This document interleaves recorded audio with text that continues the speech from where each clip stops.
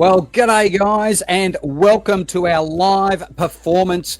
I tell you what, you got to love live media, don't you? Because we've already done 6 or 7 minutes of this, and it turns out, well, guess what? I didn't press the go live button. Thank God for Piper downstairs tuning in, going, it's not working. Good reason it's not working. I'm a goose. Anyway, we'll start from the beginning. Obviously, Alan and Binky didn't get the dress code invitation. That's fine. I'll let that slip this time, but next time you're on notice. Alan Crute, the doyen of rowing. Welcome. Thank you for joining us. Thank you, Guy. And I think I might look better in hyacinth blue than I do in black and white. Well, I'm determining there's a bit of a theme going on, and Binky's standing that out. Binky Kfouri, the sophisticated, the stylish, the rowing tragic. Welcome, Binky. Thank you for joining us.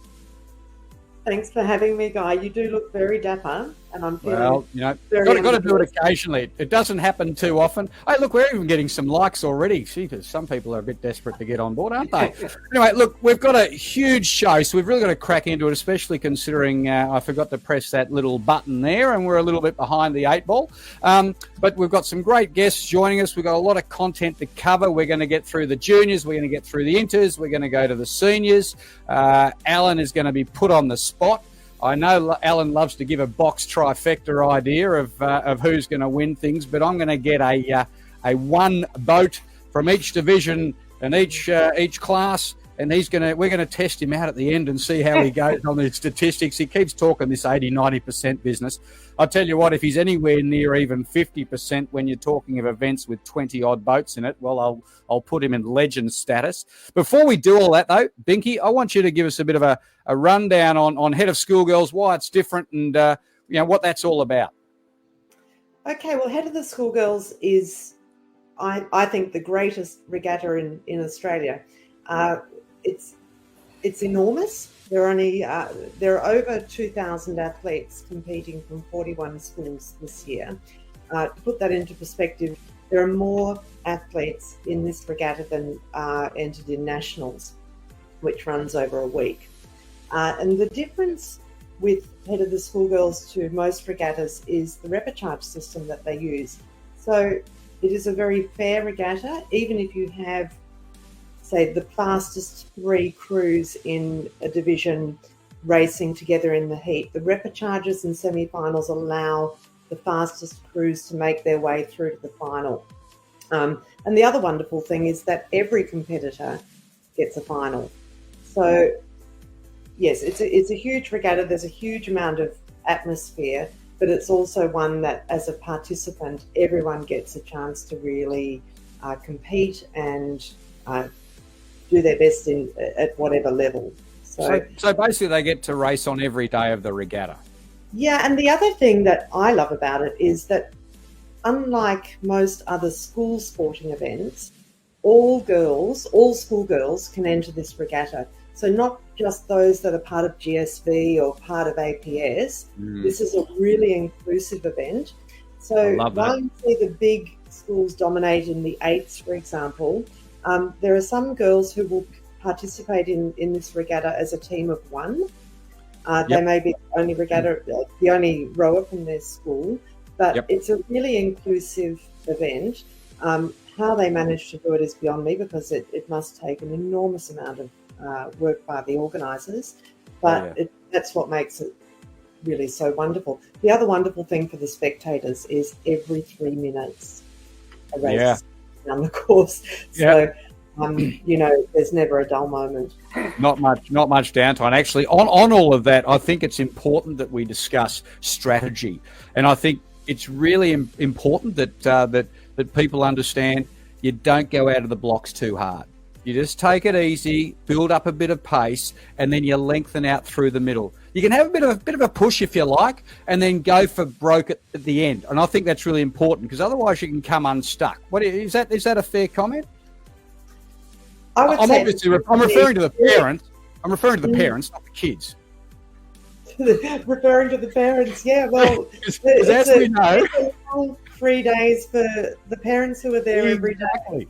Exactly, and there's quite a few. There can be quite a few amateurs on the riverbank. There's a lot of seasoned professionals. Don't get me wrong, but there's a few newbies, and they can fall at the first hurdle. They go out of the blocks a bit too hard on day one, and it's all downhill from there. Sunday morning can be a right mess, but it's a wonderful regatta for parents, and a lot of parents. I don't know if we have any new parents watching. New parents who come along. No matter what you say and prepare them for the fanfare and the extravaganza that it is, they say, "Oh my God, I did not realise the scale or the, So it's pretty wonderful. Exactly right. I certainly know the first time I got involved some years ago, and everyone's talking about this head of the Schoolgirls, and I'm like, I was a rower. Come on, I know what it's all about. And then I get down and I go, "Oh my God, this is next level stuff." Yeah. Now, it's absolutely the parents who have a girl rowing at head of the Schoolgirls, a boy rowing at the Junior State Championships, and a boy rowing at Nationals. I was chatting to one person in such a position last night, and they were not sure where to go. If you've got a few kids all over the place, it's a very busy week of rowing. Yep, absolutely. Well, what do you reckon?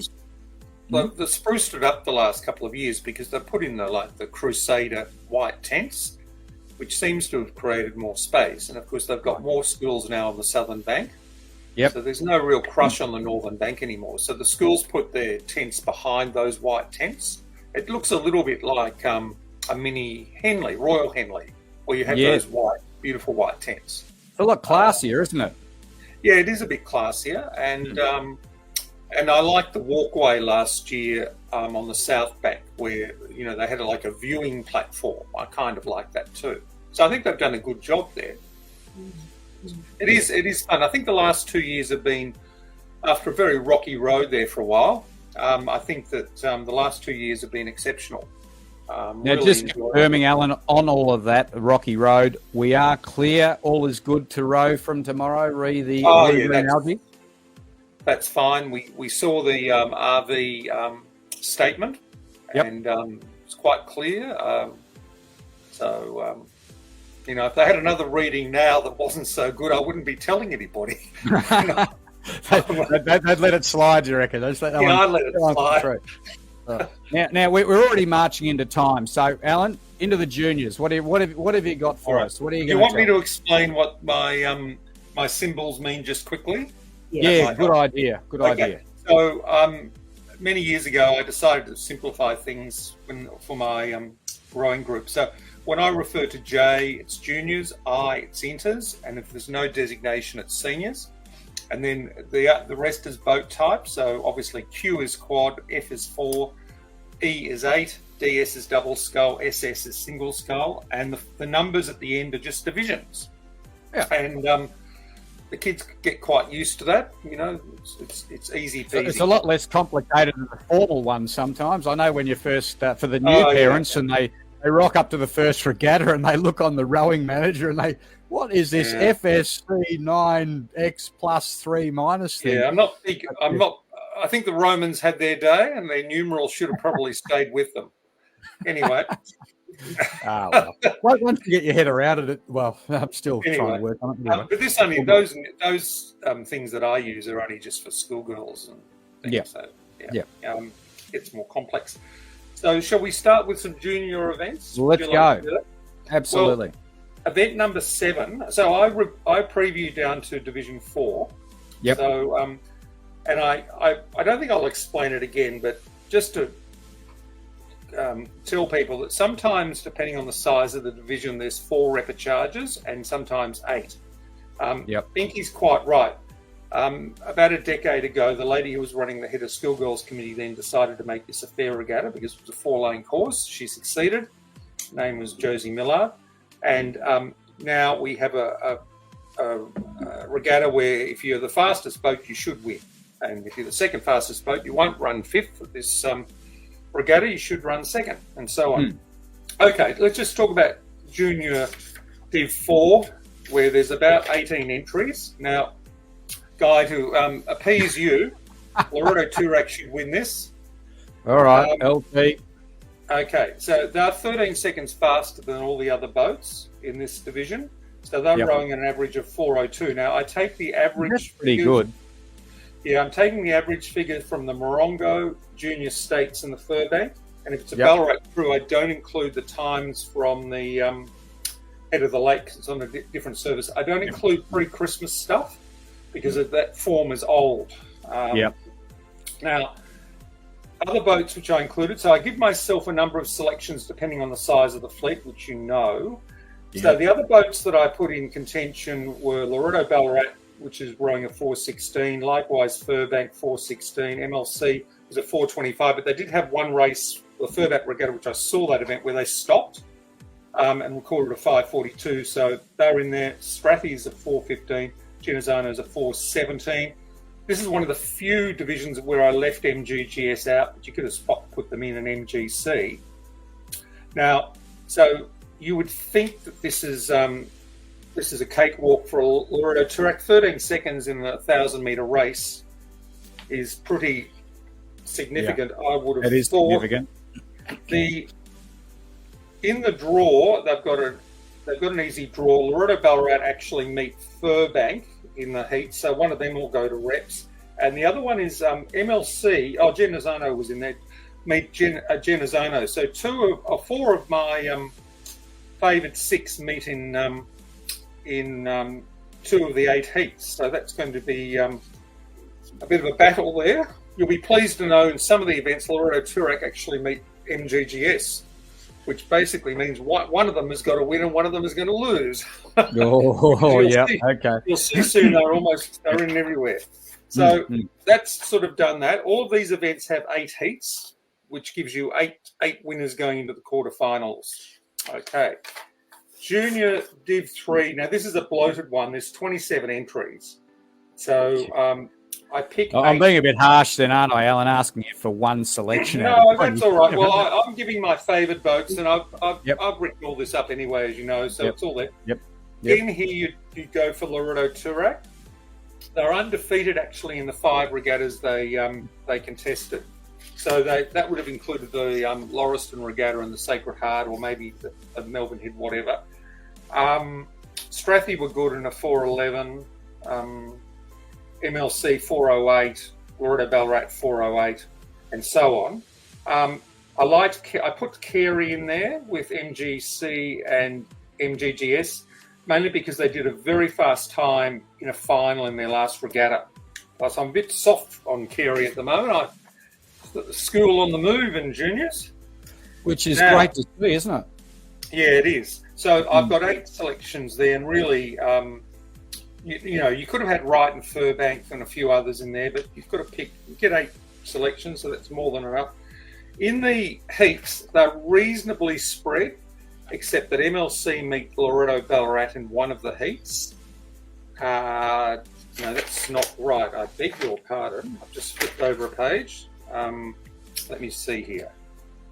That's right. You're allowed to make the odd mistake. That's okay. I flipped the page. Strathcona meet MGC in one heat, in heat number 5, and Carey meet Loretto Toorak. That'll be difficult for Carey. You wouldn't think they'd get over Loretto Toorak in that.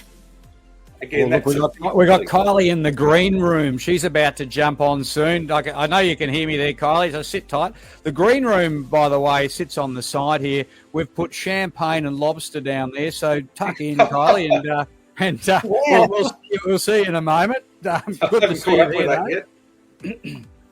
All right. Shall we get the other 2 big ones out of the way, and then I can deal? I think we're going all right. Only 7:20. Okay. So Division 2's always a big one. There's 25 entries there. So who am I going to pick for your? I'll go Loretto Toorak again. This one's closer because their cousins at Loretto Ballarat are only 3 seconds behind on average. I've got Strathie in there. Carey. Remember, Carey won that race. We talked about that once before. Got Geelong College in there, MLC and MGC. They've also pushed up. Albert Park College has got a really ripper of a boat, which has been rowing in Division 3, but because it's so good, it's in Division 2, so you should be watching that one also. Now, quickly on the draw, is there anything interesting there? Carey again cop Loreto Toorak, which is tough for them, and MGC cop Geelong College, but reasonably spread. So we shouldn't have too many upsets there. And the big one, which is the cream of the crop, which is our Division 1. I'm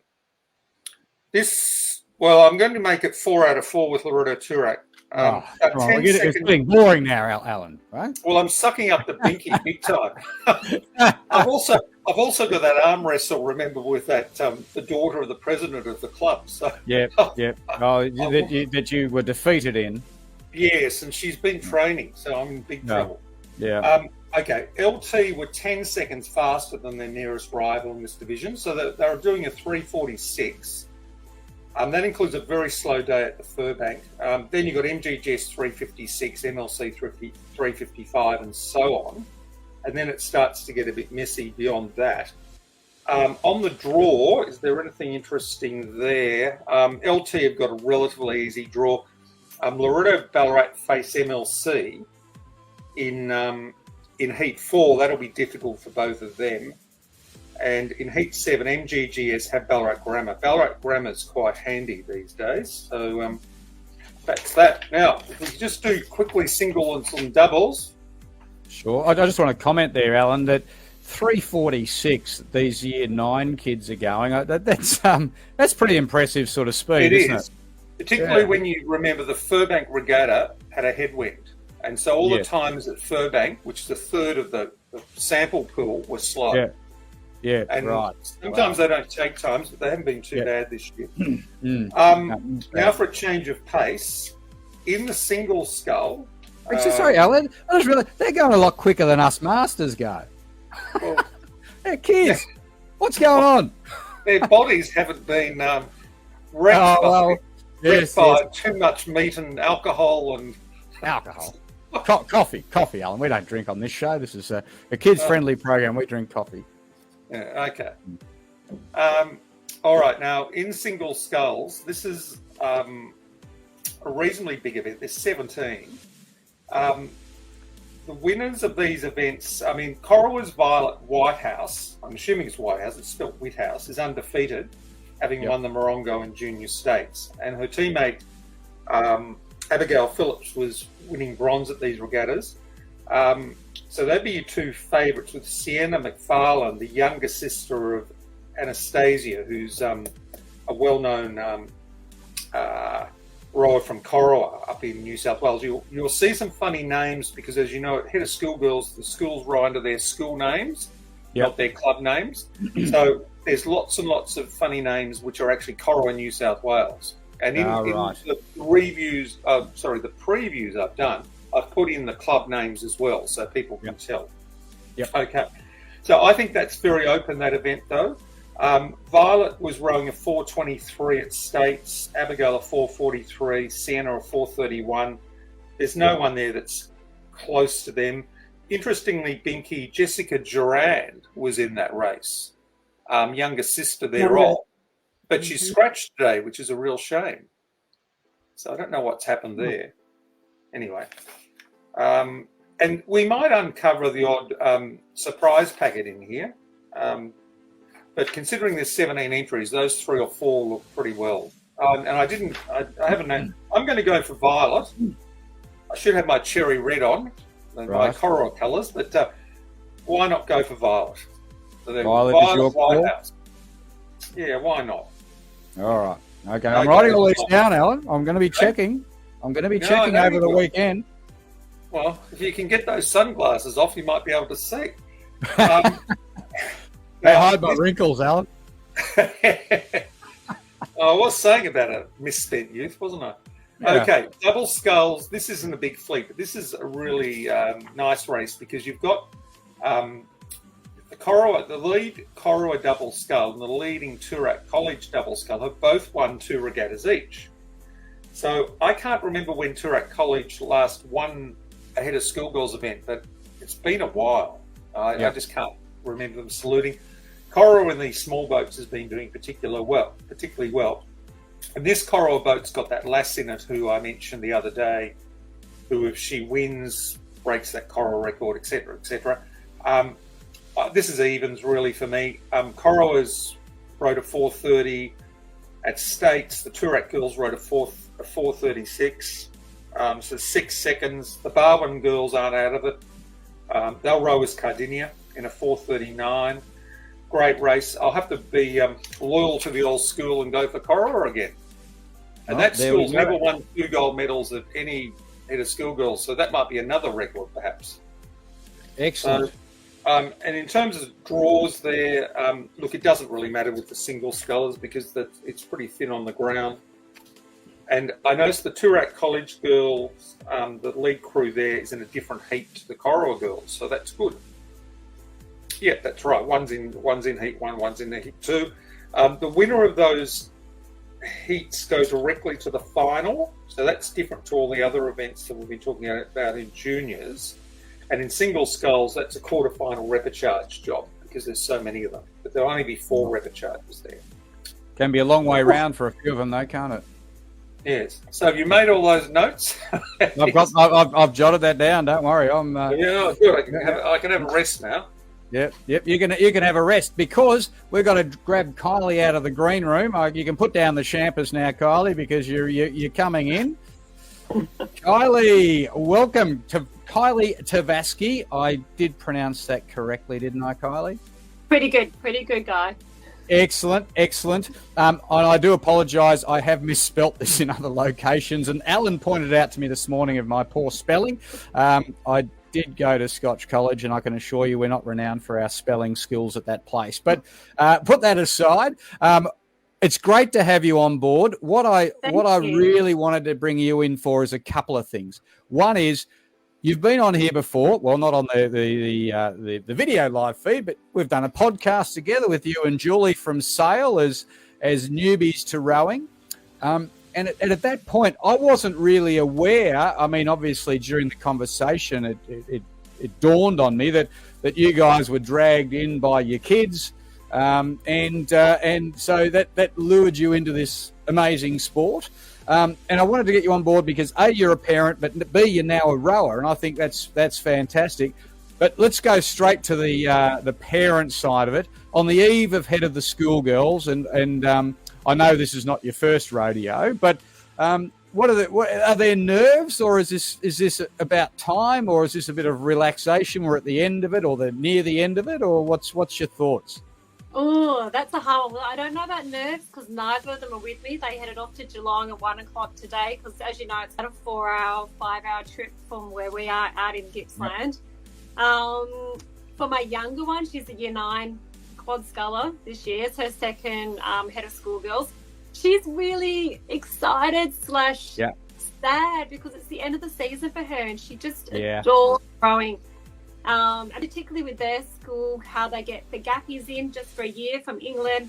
It's the last regatta where they get that particular coach with them, and there's a little bit of definite sadness that they won't see Helena anymore after this weekend, and things will change. So for her, it's a little bit bittersweet.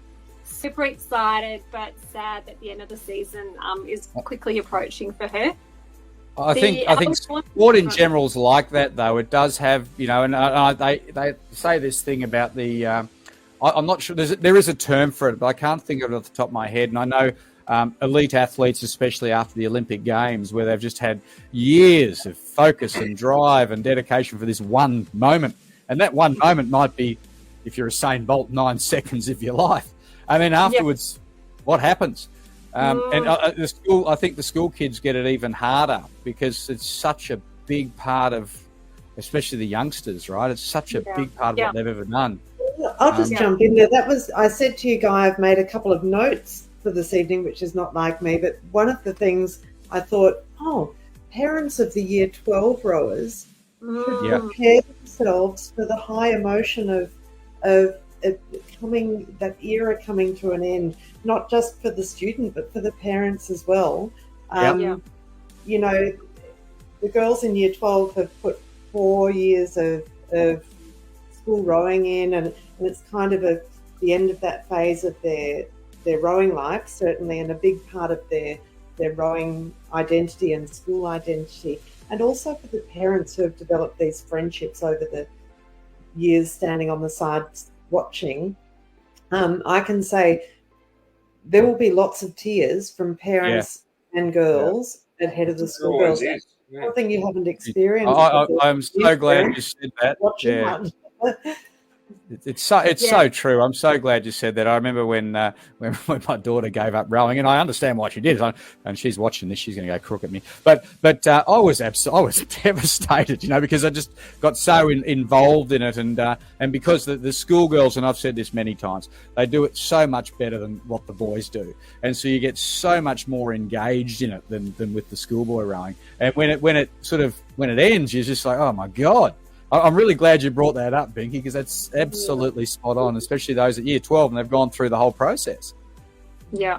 There was a lot of tears at nationals amongst our school parents last year, I must say, as Perth wrapped up, and they were the real end of the season. They're so enmeshed in the program and they're so invested in it. There was tears from mums, dads, the works. Yeah, not just the kids, for sure. Yeah, absolutely. Now, Kylie, have you got green on because of Gippsland? Is that's green, isn't it? The colours? Really no, the answer was absolutely I have, because that's why Binky's got blue on. Absolutely planned. Yeah, for sure, guys. Yeah, I'm that organised. Kylie, sorry, Alan. I met some of those English coaches at a regatta earlier on. They were really good fun. So did they only come out for 1 year? Is that the story? Yeah, Yeah. So as for say Scarlett, who's in year 11, she's been through 3. COVID was a bit of an off year, obviously, but yeah, they're very blessed to have amazing gappies that come out for the season and then move on to whatever. Yeah, but they do go to other schools. So her coach last year, Casey, went on to then, I believe she's at Genazzano this year. So some stay in the country, but the majority go back to England to pursue careers, etc. Yes, and is your oldest daughter getting a bit toey about the big race? She's in the Gippsland Grammar First quad, so I should say that. Yeah. So, she's really excited. Little injury at the moment. Okay. Don't reveal too much. I don't want to give that away on here. No. But no, she's on the mend and should be up and racing. Yeah, we'll just say we'll find her in a boat still this weekend. Okay, well, I met her the other day. She's lovely.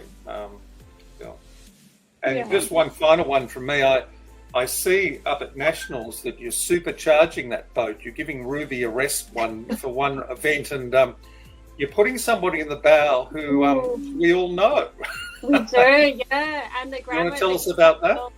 Well, that was a bit of a surprise to us all, to be honest. We didn't get any forewarning from Nick that was happening, and we were just pleasantly surprised. The girls were to look at the schedule for Nationals and find the gorgeous Katie McNeil had jumped in the quad with them for one of the races. So they're so excited. They love Katie. They know really well. She's come up to our rowing camp one season with Gippsland Grammar.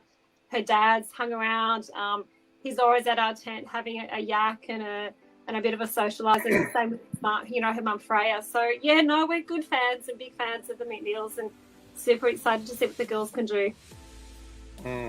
I think it's the under-19 quad. It's a Gippsland Grammar composite, isn't it? Yeah, it's a composite. I think it was under-19, so I think you're right. Yeah. Yeah. Fantastic. Girls there. Now, Kylie, a bit about you for a moment. I've had the luxury of steering a boat up at Rutherglen with yourself and Julie in it. How's the rowing going? Are you enjoying it? We are, yeah, for sure. Got to do something about that. If you're enjoying it, you're not working hard enough, Kylie. We can fix that up. Yeah, obviously I'm not pulling my weight at all. Yeah, right? yeah. What's have you got any regattas on the horizon? No, but did you you would have got the word that I had a little swim up at Nagambie as well a few weeks back. I didn't hear you had a swim. But that's all right. I had a lovely swim out of my single scull. First ever single scull. I can make it about 90 metres to go. Apparently I can't make it. Oh, hang on. You did. I did. I actually was watching. That's right. I did see that. Yes. Yeah. No, there's nothing better than a swim. And look, I think that's No. Look, jokes aside, it is one of those things that is a given at some point in a single scull. It's like riding a bike. At some point, you're going to come off it. But look, there's never any negativity about it. Everyone has a bit of a smile, and they all give you a bit of a clap and well done. And right, you got that monkey off your back, and now you can go again. I blame Julie. Julie put me in the race. I was so not ready to race a single scull, but it was good fun. I'm assuming you've got to start somewhere. Come on. Is Julie got a fairly famous single sculling daughter? Yeah, so Scarlett. That's the Julie I'm thinking of. Yeah, so Scarlett and April row together. And now the mothers row together. Oh, that's lovely. Their embarrassment. Yeah. Yeah. Well, thanks, Julie, for sticking you in the single scull. And but hey, look, it's nothing better than that, though, is there? And all the guys that only stick themselves in eights and what have you, that's all good and well. But once you go out there on your own, it's a whole nother experience, and I reckon very rewarding. Yeah, no, it was so much fun. Like, I would do it again for sure. I'm not sure what we're doing next as a crew or as a four, probably down at Albert Park in April. I can't make the one in between, but I know Julie's keen to pick up maybe at Masters and another regatta between now and then. Yeah, I'll give you a heads up. If you're doing Albert Park in a single, there's a hell of a dog leg in that course there, so you just want to be across that one. Maybe a double and the bottom. Give my single career a little pause for a while, perhaps. You'll be right. Sorry, Binky, you said something? But if you fall out, your feet touch the bottom. Yo. Oh, great. I don't know if you'd want to, would you? You'd be sort of holding yourself up. Thank you. Yeah. Oh, dear. Well, look, it's been great having you on, Kylie. Much appreciated. If you want to stick around, by all means. I'm not going to hang up. You can hang up if you like, because you, by all means, say you can go back to the green room and get back into the lobster and the champagne if you like. That's my lobster. But we're gonna move on to Alan, who's going to start working through the inters and what we can expect to see on the inters. All right. Well, anyway, Kylie, thanks so much, Guy. I'll head back to the green. Have a great tournament, and hopefully the girls do really well. I've got them in my test luck for the girls. So yeah, well, hopefully they can pull out something special, both of them. Yeah. Yeah, I hope so too. Thanks all right. so much. I think Thanks. Let's hope. See you later. Okay. Thank you. See ya. Bye-bye. All right. All righty. Alan, what have you got for me? Okay, well, these interfleets get smaller, which is easier. So if you go to IQ4 to Quad Div 4 first, there's 4 heats, first to semis, so no quarters here, rest to the repechage. Now, this is going to be really difficult because, again, Loreto Turek is fastest from MLC and MGGS. I made a comment, the top 3 once more. The next crews are Loreto Ballarat and Ballarat Grammar. I picked those 2 Ballarat boats. Maybe I thought the thing was going to be moved to Ballarat. Well, it was on the cards. This, you sort of have to remember that MLC missed one of these regattas because they took their 4 quads, their inter-quads to Sydney. But that doesn't really matter because I'm averaging out things. I'd go for Loreto Turak again, but there's only 1 second on average time. So these things are much closer than some of the juniors. Yeah, 1 second doesn't. There's nothing. No, it's not really. No, not at inters. And these are the big 3. When you get into battles between Loreto Turak, MLC, and MGGS, anything can happen. And the other schools that are gnawing away are sort of the Ballarat schools mainly, sometimes Furbank, and that's sort of how it sits with most of these divisions. In the heats, MGGS and Loreto Turak actually meet. So that means one of them is going to have to go via the reps. Loreto Ballarat's got a clean heat, I think, as does MLC, as does Ballarat Grammar. But you've got the 2 titans there in heat number 3. So that'll be one to keep an eye on. Yep. Because you never know what happens in reps. I actually know how the rep system. I'm not going to bore everybody with that now, but you just never know in a rep. Sometimes you can meet somebody else in a rep who's quite good. And remember, in a rep, only one comes out. That's correct. All. Yes. Yeah. And anything does, and it happens a lot where things go awry during a rep, and you go in with a negative mindset when you should be going in with a positive mindset and embracing another row. Well, that's right. I mean, MLC last year in one of those divisions had a really good boat, finished about 13th because they just had one stuff up. Yep. And that was that. Yep. In Div 3, these Div 3s are always the biggest because you get the smaller schools rowing Div 2 and Div 3. You know, that's what they do. Yep. So we're back up to 20. So just on that, Alan, can we just clarify? Because there is, correct me if I'm wrong here, there's a smaller school rule or something, isn't there? If you've only got one boat in your thing, you can then row a Div 3. Is that right? And if you've got two boats, you can row Div 2? They don't always follow this, or somebody will pop up and say they have this year. But you're supposed to row Div 2 and Div 3 if you've got two 4-seaters. Yep. But you see, I saw one school today, their boat was put down from Div 3 to Div 5 simply because the boat wasn't good enough for Div 3. That was a TC boat. Yeah, so, I mean, it's a bit, what they're trying to do is make the competition fair, and sometimes that rule is ignored. It sort of bites itself. It's not sort of fair by doing that, is it? But anyway, look, Look, the major schools that get moved around are PLC and the other smaller schools where it doesn't really matter whether they're in Div 2, Div 3 or Div 4 because they're not going to influence the major finals. And really, no one's going to get too uptight as to where they are. That's kind of what happens. Sure. So in Div 3, we've got 8 heats. Is there a overlap anywhere? No. All the major players are in separate heats, so that should be fairly uneventful, I would have thought. In Div 2, that's another big one with 18 entries. Well, not that big, but big enough to have quarterfinals, of course. So here, did I pick one there for you in Div 3? Div 3 you haven't yet, no? No. I'll take a guess, Loretto Turak. I'm going to get Turak again. Only because I need some pistachio nuts from Binky. Is there a bias going on here, Binky? Have you got into his ear earlier or something? I haven't heard the other school I support very strongly mentioned. So, well, they won a states medal the other day with a coach I know very well. And that's the first time they've won a states medal in a long time. That was in an 8. So that was pretty good.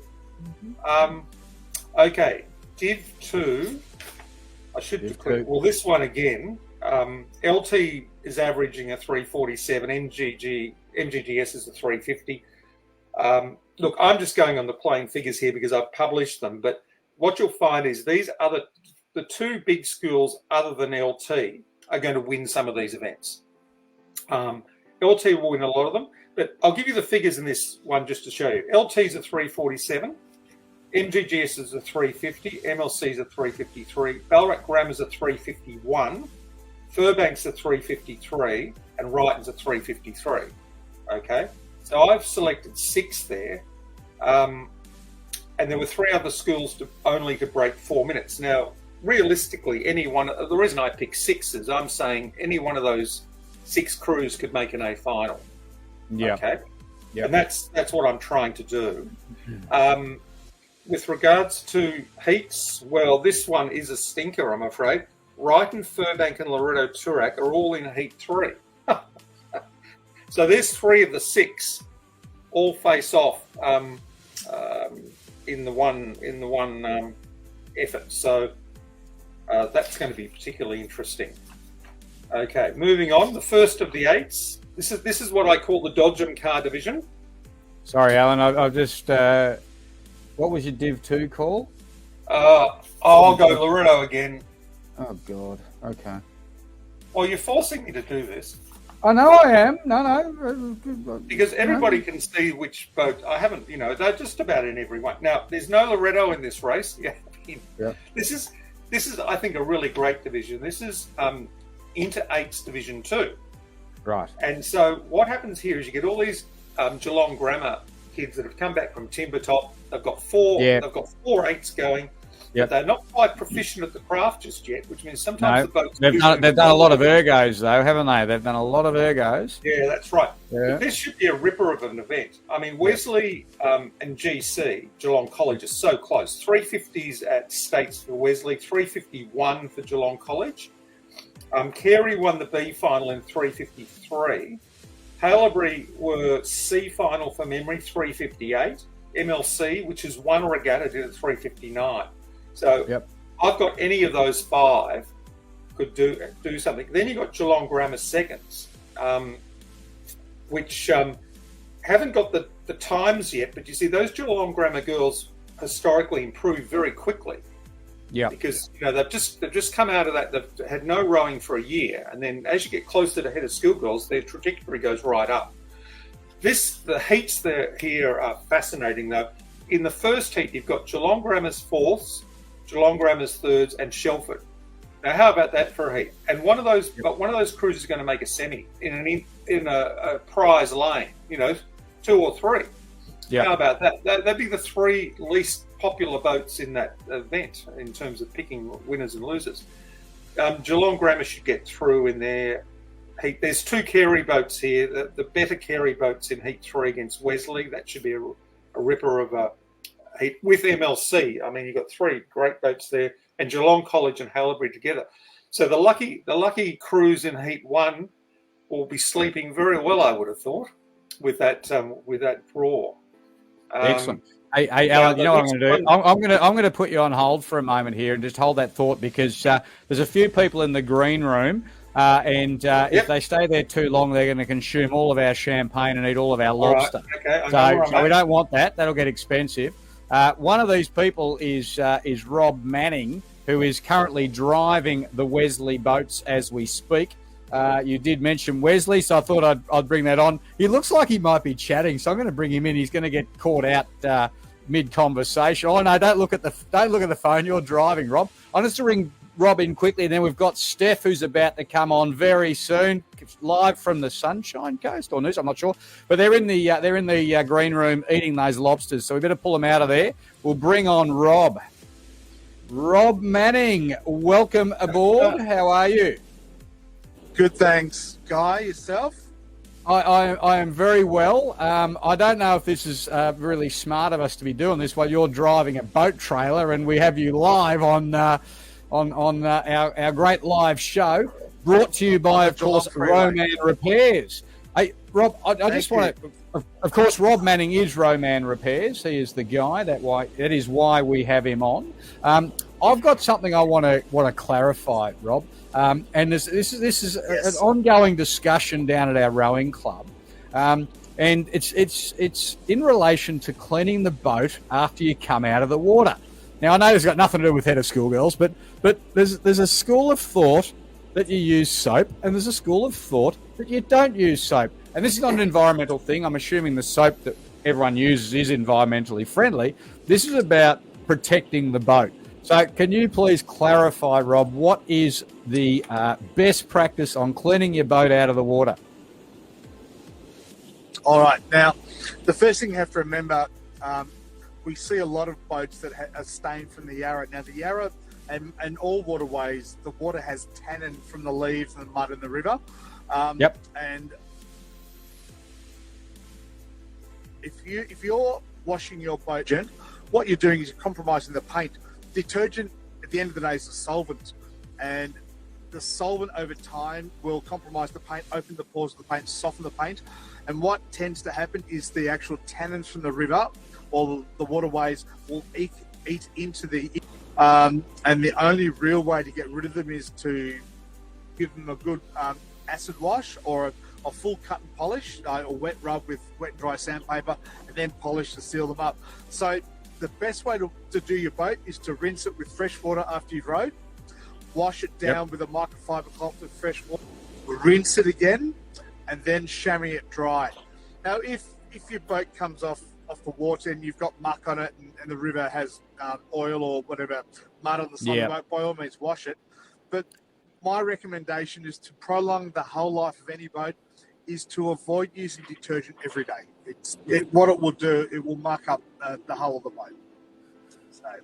And it's probably much more important for us masters who have boats that are somewhat not multiple decades old, but for these school kids, they don't care. Their boats get turned over every 2 years, don't they? Yeah, but that's the thing, it's also these days you've got so many more kids rowing and boat sharing, and boats are used all the time. And I know that there's quite a few schools along Boathouse Drive that boats are being used morning and night and being washed, twice a day with detergent, up to 4 or 5 sessions a week. So it's just one of those things to, obviously it's an expensive space, viably affordable for the school. So trying to prolong your equipment is really important. Oh, absolutely. And we're going to do a podcast very soon, you and I, just discussing all of this sort of thing about boat maintenance and so forth, because whilst a lot of the rowers don't care, I think it is important that they appreciate looking after their equipment, because I don't think too many school kids are good looking after equipment, are they? No, but I also think that comes back from the junior programs, and I think one of the things that can be missed in that coaching development is actually equipment care. So we've hopefully I've been speaking to Adam Harrison from RowMann Victoria about trying to put an initiative together where we do a boat care and maintenance sessions for coaches before the season starts each year. I've just seen a comment saying eyes in the boat. I think that's referring to you, Rob, that you're meant to be watching the road, not watching the screen. But I haven't. I've glanced. Are you looking? Once. I think you're under control. I think you're doing all right. But look, I'm gonna leave you because you've got more pressing things to worry about as a trailer of boats on the back as you're heading down that monotonous highway. Have a great weekend. No doubt you've got some busy times ahead because there'll be a few coxswains go awry over the next few days. It'll give you plenty of work to do. I wanted to ask you a question. Sorry, hang on. Binky wants to ask a question. I should have asked you. I want to know, Rob, is there a go faster wax like with skiing? You've got the banned fluoro wax. Yeah. What can we put on our boats that's super fast? Well, one of the things, I might be a bit controversial here. Waxes and polishes are very similar in nature in terms of their makeup and their and what's in them. With polishes and those sorts of things, any sort of wax or polish you get at any of the auto outlets, marine polish isn't. It might be a bit of makeup. The best thing is to use just rubber auto polish on your boat. All polishes are hydrophobic, so the water will reduce water friction. I just think visually the boats run better off the finish when the blades are out of the water with a bit of wax on the boat. It's important to clean your boat first. I think it does help, and it also waxes do protect the paint and prolong the boat life. But a couple of years ago, I went to a certain school who won Head of the River out of the blue, and I did spend some time cutting and polishing them, and they're waxing their boat before they went into the finals. So and they did win. So I like to think it does have a positive effect on would they be Beachway by any chance, Rob, that particular school? They may be Beachway, yes. They may be Beachway, because it did come out of the blue, so you're to blame for that. That narrows it down a bit, guy. I think all of a sudden, more psychosomatic, but all of a sudden, Rob's diary is absolutely chock. Yeah, I know. You just come and give our. You might get a few calls over this weekend because Head of the River's only a week and a half away, and I've been booked out for about 4 weeks now for cut polishes. Well, just make sure you keep those Scotch boats nice and shiny, Rob. That's all we need to worry about, isn't it? I think Mr. Woodruff is all over that. I imagine he's very much all over that, and as obviously a very loyal and staunch ex-Scotch boy, it is getting a bit boring, I must say. I don't mind a little bit of challenge being put forward because otherwise sport becomes a bit monotonous. But anyway, but I do. So whatever you can do to the other boats, why not? Exactly. Terrific.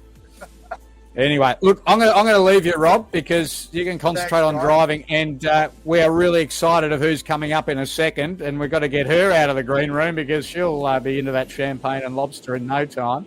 But I'll say goodbye to you, Rob, and have a great weekend, and we will be in touch very soon. Great. Thanks, guys. See you there, Rob. See you, mate. Cheers. Bye-bye. Bye. So we're about to bring in Stephane Asher, the former Mayor of Geelong. This is really exciting, not because she's the Mayor of Geelong, or former Mayor of Geelong. I mean, that's pretty cool, let's face it. I mean, we're all fairly elite in the whole spectrum of things, aren't we, our fine selves? But I think it's going to be great to get an opinion or a view from someone within the hierarchy of a city as to their view on Head of Schoolgirls and what it adds to the local community. So I'm going to bring in Steph and get her out of that green room. Hello, Steph. Thanks for joining us. Oh, absolutely. Thank you so much, Guy, for the invitation. It's really exciting. Now, where are you? You're up north somewhere for the life-saving championships, is that right, or something? That's right, actually at Broadbeach in the Gold Coast. And now that we've organised a very, very convenient accommodation right across the road from Kurrawa Beach, where it was intended to be held, it's been moved to North Kira. So we'll be driving backwards and forwards for the next 3 days, but the surf is too big. What's the weather like up there, though? Is it nice? It's pretty warm, showery, but apparently it's going to be a ripper of a day tomorrow, and I'm sure there's going to be a lot of good racing and big surf over the next 3 days. So, fantastic. Now, Steph, let's jump straight into Head of Schoolgirls. Obviously, you're very aware of the event and have been across it for some years. What is, and I don't want. This is not about being political or putting anyone on the spot in any shape, way, or form. So tell me to shut up if it's not appropriate. By all means, I'm used to being told to shut up.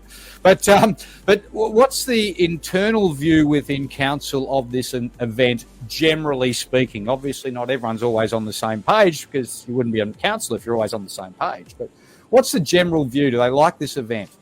Oh, absolutely. It's unanimous. It's a passionate thing about Geelong, which pitches itself as a city of great events, and Schoolgirls is huge, and I think fiercely protective too. I think there was a few ups and downs a few years ago, and a bit of fear in the air, and everybody fought very, very hard to keep it because obviously it's not only a huge aesthetic attraction, the competition is amazing, the economic benefit and all the rest of it, but one of Geelong's strongest offers is its education sector, and so a lot of the schools are super involved, as you would well know. So I think it touches so many people. It's a great spectacle. Everybody loves it. So, fiercely protective is the word. I actually, contacted the current mayor because he's an ex-Geelong college boy and said, hey, give me the latest on what's the thinking in the rowing sector, because I know absolutely nothing about rowing. And he said, fiercely protective we are in Geelong. Very, very, very successful event. Well, that's really good to hear, because I'm certainly very passionate, because back when I was rowing, the head of the river was at Geelong, and so it's got a very special place in my heart from that perspective. We do have a bit of a traitor in our midst, though. Alan was keen on getting it moved, weren't you, Alan? But not to throw you under the bus here in front of... Guy, in my past, I was a member of a political party too, but don't hold that against me. Why does that surprise me? I've mellowed, you see. An amazing show, and for the parents and the kids, everyone goes down there en masse for the 3 nights or 2 nights, depending on how long they're going down for. Puts on dinners. I used to book our school's function venue, the day after Head of the Schoolgirls. One year I'd rebook it for the next, and I'd be sending the message out to the parents, book your accommodation, get it all locked in now, and I think the local economy certainly value the event a great deal. Steph, has the Geelong Council ever tried to quantify just what the benefit is of having the event there in terms of dollars? I mean, look, I'm sure that question has been asked of the officers. Of course, as councillors, we don't have operational detail at our fingertips. That's not something we're councillors are allowed to do. But look, I'm sure they have quantified it. I don't know the figures off the top of my head, but they do tend to like justifying having every single event that comes up for opportunity. Nobody mentioned the Commonwealth Games, please. Don't start me on that. You obviously make enough money to when the rights to it come around. You obviously have the rights. You obviously pay for the rights. So you must be making 5 times, 10 times, 15 times, whatever it is. I mean, it's whatever it is. And look, it's not just an economic benefit too. It's a social attraction. It's a tourism attraction. It's actually, really part of that whole Geelong play to be an amazing place to sort of live, work, visit, and enjoy. So we love it. I think I can't remember whether it was Binky or Alan who you mentioned this the other day when we were talking about this sort of thing, that by having a massive event on like this, it doesn't actually interfere with the day-to-day of what's happening in Geelong. It's down on the river. You might drive across the bridge and go, God, there's people everywhere, but they're not actually they're not blocking off roads or in the city, or unless they're in the city spending money, which is great. It's not actually interfering with the day-to-day, except for the odd dog walker who may not like all the bikes riding down the thing, but it's got to be a positive as well, doesn't it? Totally. That's a really good point, actually, Guy, because it is so accessible, because the river is just a short walk, despite the people who think that hill's too steep to walk and you have to get in your car. It is actually just a very short walk to the waterfront and all the event attractions and the restaurants and stuff in the main street, in the main city. But it actually doesn't get in the way. It doesn't shut it off like the triathlon does, and the Cadell Evans road race and Festival of Sales. Don't you complain about triathlons, Steph. You've got a very successful triathlete son. So. But, as councillors, people do tend to direct their complaints in that direction. So we do hear about road closures and things. But I imagine you do. The head of Schoolgirls doesn't seem to upset anybody except other venues who want to have it. So it's a great thing to know. I also think having it at the Barwon really helps to create the atmosphere that the Schoolgirls have. Just the way that you've got these lovely lawned banks, and you've got that section of riverbank right at the finish line up to the bridge. It just lends itself to bringing everyone together and creating that atmosphere that Head of the Schoolgirls is famous for. It's loud and it's exciting, and that's partially due to the layout of the venue. Yeah, great point. I mean, rivers always, I shouldn't say that when there's lakes in contention too, but I think the fact that it is it positions so well, so close to the city, you've got lots of different vantage points, it's easy to get to, there's so many benefits to guests and spectators and participants as well, and all of that lends to the vibe. If people haven't had to have a hassle to get there, then I think people are in a positive frame of mind straight up, as long as they don't get a parking fine from the council, right? Well, actually, I've never had that problem. A few years ago, they opened up that additional car park on the other side of the river where most of the spectators are, and that was very well managed, particularly over the COVID year there. We had sort of shuttle buses taking people round and round, and it all worked very well, I felt. And so there's no excuse for getting a ticket. Just go and park in the big designated car park on the other side and walk across the bridge. Yes, very good point. And look, shuttle buses are something that Geelong's always done fairly well, because there are areas just outside of the city that do have really good parking. We used to have the Eastern Gardens sort of shuttle bus running to the city. I don't even know that it's continued, but it's certainly something that people are really familiar with and happy to do. So, yeah, all easy, which is good. You want an event to be easy. And of course, we do have little creatures just nearby. They have not paid for this little shout out, but I may have been. And the Barwon Club Hotel. There's plenty of options for refreshing oneself at the end of a day. I send one establishment the Regatta timetable each year. I'm not on a kickback, but they make sure they put on lunches for the patrons. Oh, so they can come through. Yeah. Well, that's one of the beauties of these sort of events is you don't just go down like say footy, where they might go down and play footy at Geelong Grammar, for argument's sake, and turn around in the car and come straight home, you're down there for a day at minimum most times. In this instance, you're down there for 3 days. But look, it's fantastic, and it was very concerning looking at that blue-green algae situation and thinking, oh my God, imagine if they had to move it. But because to me, you can't beat it. And also, what I love about a river versus a lake is, as a coxswain, it's a lot more, and you've got a lot more to work with. It's a lot more fun racing on a river with the variables that come into it than stuck out in the middle of a lake. Yeah, that's great. And that was really good news about the algae. I did read that in the Geelong Advertiser this morning, that all is clear. And we know that is the gospel of truth, the Geelong Advertiser. So if it's printed in there, there's no question. Is there sarcasm there, Steph? You'll be welcome back in Ballarat soon, I imagine, after that comment. What was that? Sorry, Alan? You'll be welcome back in Ballarat after saying that. I wasn't being negative of Ballarat. I love Ballarat. Don't get me wrong. That's not. I'm just saying I prefer a river course as a coxswain. Right. No, I get that. That's right. I love Ballarat. The long road to the start, the battle to get back. No. I do. I enjoy. Ballarat's a great city too. So we're not going to get racist. It's not even a word appropriate. Racist. Parochial. Yes. Patriotic on a local level. Parochial. I'm going to need to Google that. What on earth does that mean? But anyway, I'll leave the big words to you. You guys, you can cover that one off.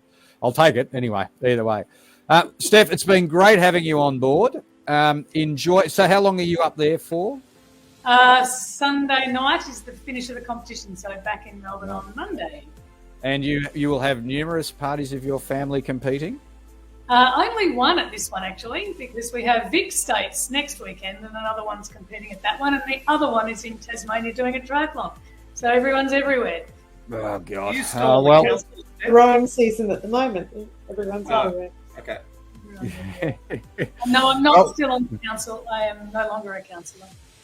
So. Well, you can come up. There's plenty of councils to fix up here. She's not that silly, Alan. You can get a gig anywhere. No. 6 years. City of Yarra. Lots smarter than that. Anyway, hey, look, Steph, it's been really great having you. Thank you very much for joining us. You've had some great insight. It's great to get some actual information from a non-rower about what it means to the local community up there, because I think that's also a massive factor in how long it does stay down there. And I certainly love it there, and many do. So thanks again for joining us, Steph. You can hang around if you like, if you want to listen to the rest of us carry on. Alan's got to get back to his intermediate coverage, and we've got to try and wind him up because we're going to be running out of time in no time. But thanks again, Steph. Really appreciate it. Enjoy the rest of your weekend. Will do. My pleasure. Thank you, guys. Lovely to meet you. Thank you.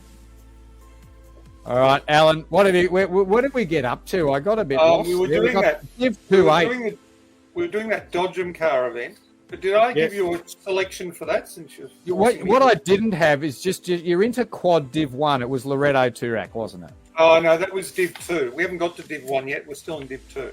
Well, you went to 8s. Where did you go? No, because they do them in 8s Div 2, and then you go to quads Div 1. So we're still. You're working through the event guide, so to speak. Yeah. I get it.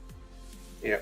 So in the 8s Div 2, we'll just pick Wesley, but that's an incredibly that will be an event. I think I wrote this up, not to be missed. That's going to be great fun, that race. Right. That event, sorry.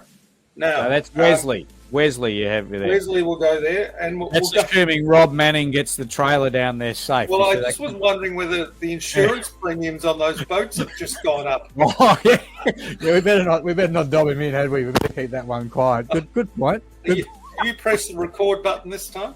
Yeah. I think we've lost listeners. They're all off to see Super Cheap Auto to get the wax. Oh. Yeah, the wax. Yeah, exactly. Yeah. Now, I'll do an easy one. I'll do an easy one for you, Guy. Yep. Okay. IF1, which is that intermediate fours event that with the 4 Ballarat High crews. I think we'll go for Ballarat High.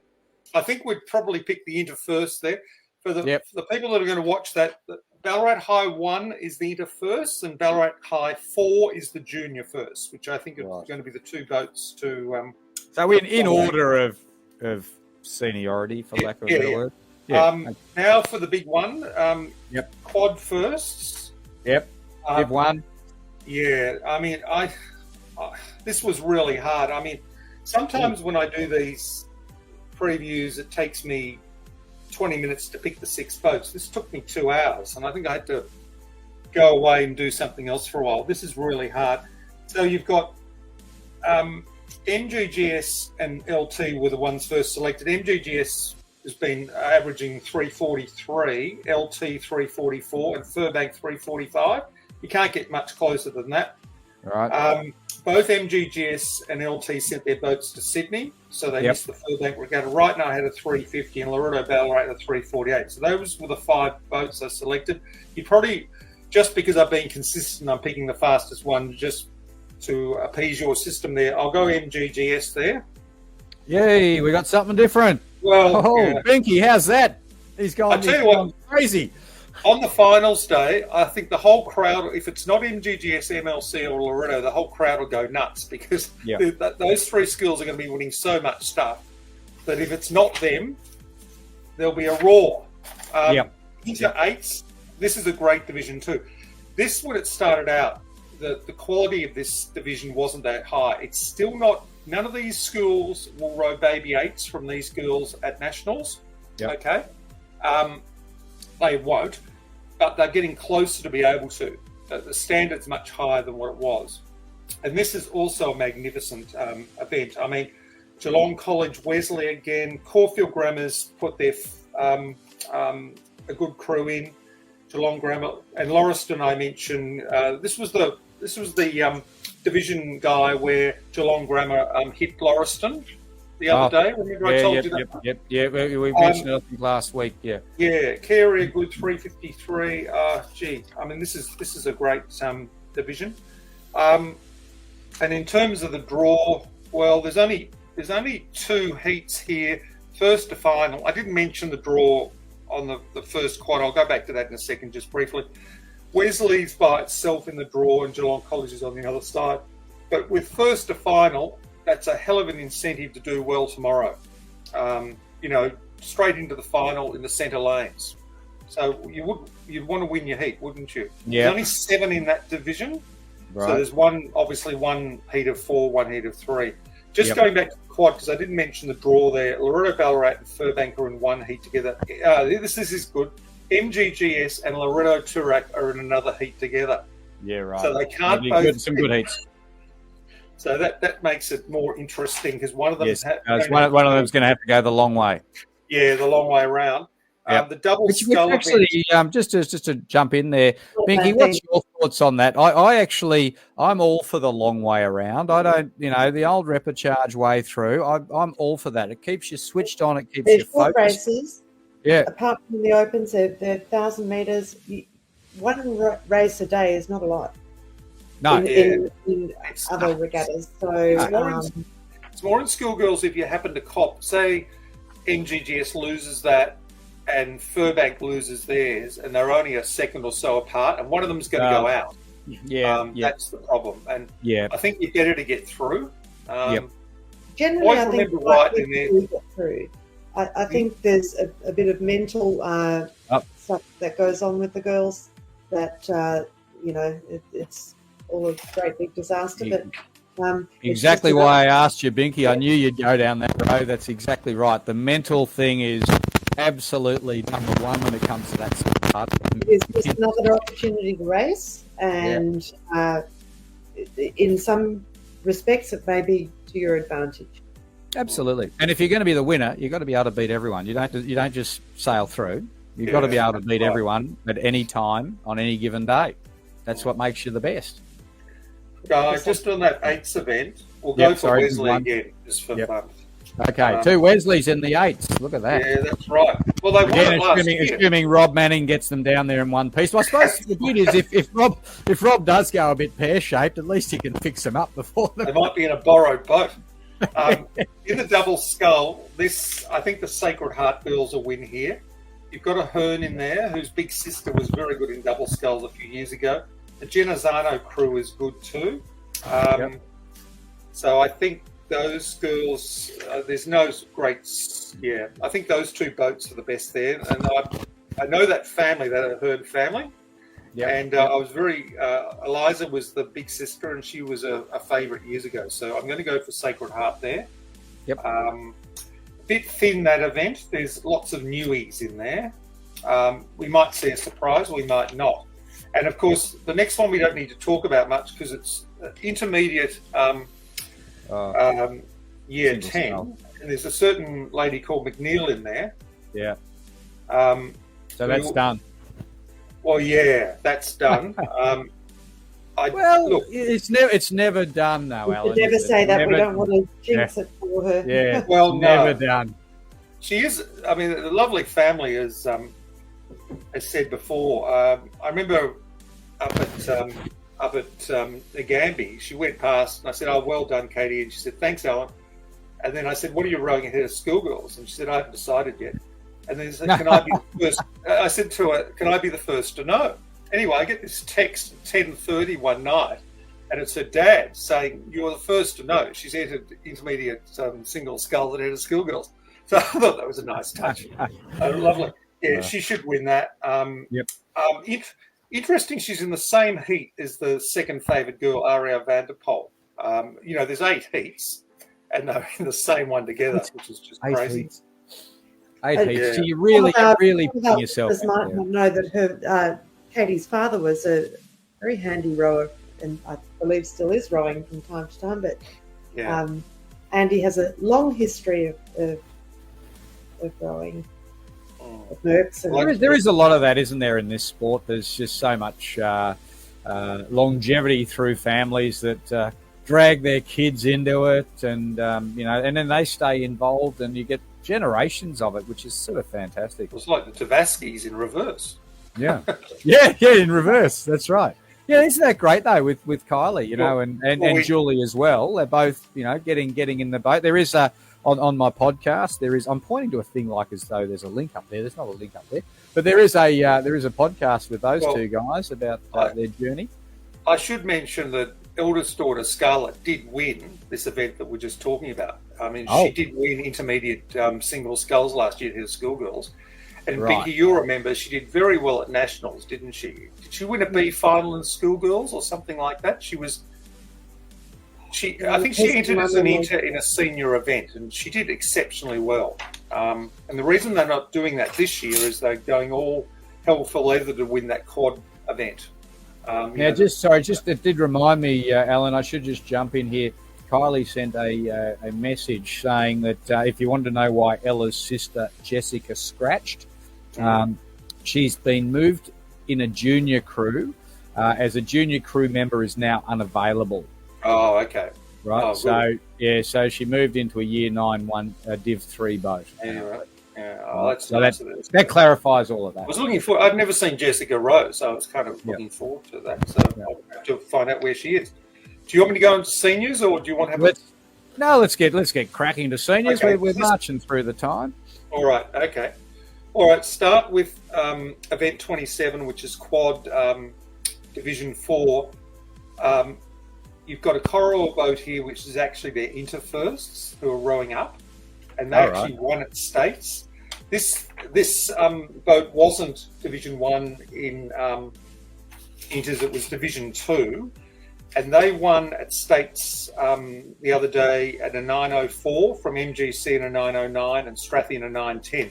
This thing's wide open. Just to clarify for everyone, that's over 2 kilometres. We've previously been talking over 1 kilometre. That's right. Yeah. Yep. And 1,500 at Schoolgirls. Yeah.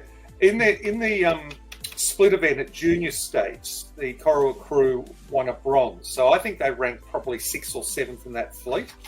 And the director of rowing at Corridor has made a habit recently of taking their inters and rowing them as sort of Div 3s and 4s and what have you. It hasn't worked in terms of winning a gold medal yet, but that could be a gold medal, which if it combined with Why those. do you think you'd drag them out of inters into a Div 4 seniors and make them row further? What, to turn them off the sport sooner? Or? No, Corowa's retention rates between juniors and inters haven't been that flash. And so if they're making them race 2K instead of 1K, they're probably sort of going, you know what? There's a bit of a difference between finishing mid-fleet and actually winning a gold medal too. So I don't think those girls will be particularly upset at the moment. Yeah, the Victorian champion. I hear what you're saying. Also, longer distance might suit them. Yeah. Yeah. I always say, you know, I prefer 2K to 1K. 1K is just terrible. Yeah. That's just what every director of rowing has their own little foibles, and that's just that lady. So I'm going to stick with the cherry reds there and go for Corowa. But MGC were coming home like a train at state championship. Another 50, 100 metres they probably would have got. And that's where a longer race suits some crews. Yeah, it's different, yeah. In eights in Division 4, there were only 3 boats. And those girls who wear hyacinth blue should win this one quite easily. They've defeated MGGS at the Wendouree Ballarat Regatta Nagambie and States by 11, 20 and 11 seconds respectively. Right. So I don't think we need to spend a lot of time on that one. So, Alan, are you just showing off now this hyacinth blue thing? Is that, you know? Oh, I've always called Loretto hyacinth blue. I actually had to remember how to spell hyacinth at one stage. Oh, there you go. Is that correct? Is that correct, though, Binky? Is it hyacinth blue? Is that actually correct? Yeah, that's their colour. Oh, okay. All right. Yeah. I'll stand correct. Blue. I think it's a similar blue, isn't it? I don't know what they officially call it. Oh. Anyway, so on to 4s now, Divi 4. Yep. You've got Clarendon, Furbank, Genazzano and Loretto Ballarat. Loretto Ballarat should probably beat Genazzano here. Genazzano are very good at these lower divisional 4-seaters. They've only got 2 8s this year, Genazzano, and only one of them as a 4 is going to go to nationals. So they're not that strong this year. Yep. That Furbank boat's a bit flaky. They were second at the Nagambie Regatta, but they didn't look all that good the other day at States. So we'll go with Loretto Ballarat there. There's obviously nothing with the draw with so few entries. Yep. Now, Divi 3. So we're ripping through these. Yep, going well. Okay, Divi 3. I think this is where Strathcona is going to win one. Why am I cheering Strathcona? I don't know why I just cheered there. Maybe just haven't heard the name for a while. It's good to hear different schools in the mix. I know. This is why you want to get into senior rowing, because more schools win in senior rowing in small boats than they do in those hundreds of quads. Yeah. Strathy should win this from Wrighton. The really interesting thing, and I didn't even pick this up on the day, Lowther Hall actually won the bronze at States.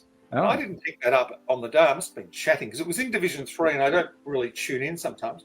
And they beat Corowa at a 9. So it was 9.06 to 9.12 there. Corowa gets its stroke back. She was out last time. That's going to be a really good event, I'd say. What about... yes, Wrighton and Strathy are in the same heat. So only one of them will go straight to the final. Yep. So the other one's going to have to go through reps. Corowa and Lowther Hall are in the other one. So and we're on Div 3 quads now, aren't we? Yeah. So I'm going to go for Strathcona there, please. Yep. Perfect. Now, unlike Div 4 8s, Div 3 8s has been dominated by MGGS all season. They've won they totally control that division. The only event they didn't win was the Henley, where they didn't compete.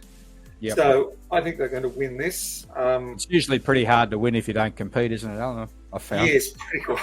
So the interesting one here, Guy and Pinky, is Furbank. That Furbank 8 has been competitive all season, and they won silver at States, and they've had a very good record all season. And Loretto have been up and down all over the place. So when you look at the draw there, you've got MLC in one heat. You've got Loretto Turak versus Furbank. That's a very good heat there. And then you've got MGGS versus Geelong College. And then you've got an easier heat. So I think MGGS is going to win that. I've seen all of those races and they've been superior in each one. Right. Just on Division 3, 4s, this Clarendon boat, who always has their coach mentioned by Richard because her name's Claire Boatman, so they always mention Claire. Of course. She's a delightful coach, been around for a while. They have won all of their events this year, and they've only got about 7 or 8 seconds on Loreto Ballarat, but they should probably win that one. Again, there's no interest in the draw there. Now, in Q2, this is one of my favourite divisions. Getting to the pointy end now, aren't we? We are getting at the pointy end. This is where you are playing for sheep stations. Yeah, you are in all these events. We are for everyone. This is this fascinating mix between that really nice Haileybury boat that I like. MGC, who are fast. Strathy, who are also fast. Wrighton, who broke that oar or whatever it was the other day. Oh, yeah. And Corowa, who for some inexplicable reason just didn't fire the other day. They just went from 2nd to 8th from one regatta to another. So sentimentally, I've been pushing Haileybury up all year, so I'm going to go for Haileybury. Yes, I'd be very disappointed if you didn't, because you have been spruiking them for a long time. Well, they got beaten at States by Fairbanks Inters. Now, Fairbanks Inters are going to nationals, and that's quite a good boat. And a good inter-first crew often beat Q2s, I mean, big 2 boats. So, but MGC are really good. What sort of times? Oh, it's 2Ks a bit different. We can't compare. No, don't worry about the times too much. Don't worry about the times. Don't matter. They're all close. Though Strathy did 8:30. Strathy's only 7 seconds behind. And of course, we don't know about Wrighton because they've been doing all these Sunday events, and I'm really looking forward to that as well. So Haileybury for me there. Div 2/8s has been a great division. They have a bit of fun here because it's not quite as much pressure on, unlike the first 8. Yeah. The last 2 years have been dominated by Geelong Grammar and Loreto last year, who I call the Division 1.5s because they were too good for Division 2. Yeah, but not good enough. And they loved that. Yeah. I had great fun with that crew. They were a ball. Now, this year, it's been up and about a bit. So you've had,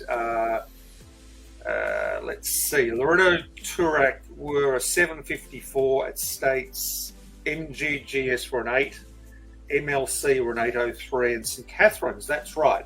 They almost pipped them with an 8.03 as well. That's right. So St Catherine's might break into that top 3. Yep. Now, obviously, it's interesting from the big 3 who wins out of those, but St Catherine's could easily break in. I can't see that the next 3 boats are the APS Schools, Geelong Grammar College and Wesley, but that should really be one of the big 3 or St Cass, which is basically where we're at in rowing in this state at the moment with these big schools. Is there anything interesting in the draw? Oh, well, there is actually. Loreto Toorak and MGGS again in the same heat. There we go. That means one of them is going to have to go the long way around, as you've said. Yep. Okay, we're almost there. In 4s. But as Binky and I agree, the long way round is a good thing. I'm not sure I agree with that. Anyway, we can talk about that off there. I think in Head of the Schoolgirls, it's not like they're having to row 6 races or something. Yeah. And they're short. Keep them on their toes. Keep their mind occupied. I get superstitious of it. It's like lane 1 at Head of Schoolgirls. Well, Alan, you've just hit the nail on the head, exactly as Binky said. It's a mental thing, and you've just... it's like the whole, I get superstitious. Binky, it's like when I watch Kate McNeil, I think she looks faster when she's wearing Merck's colours versus when she's in Haileybury colours. I think it's the white. I'm very superstitious.